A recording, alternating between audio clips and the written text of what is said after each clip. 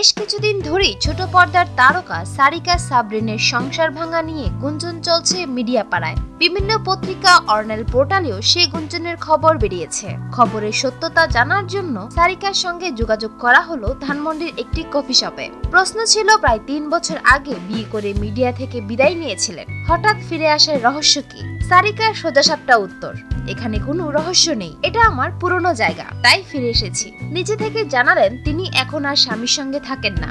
2 মাস ধরে 1.5 বছরের মেয়েকে নিয়ে ধানমন্ডির তার বাবার বাসায় থাকছেন। এমন সিদ্ধান্ত নেওয়ার কারণ কি? খানিক দম নিয়ে সারিকা বলেন, আমি থাকতে পারিনি, একসঙ্গে থাকার জন্য সর্বোচ্চ চেষ্টা করেও ব্যর্থ হয়েছি।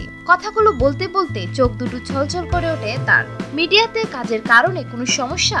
মানলেন না সারিকা। সংসারের মায়ের কারণে দীর্ঘদিন কোনো কাজ করেননি তিনি।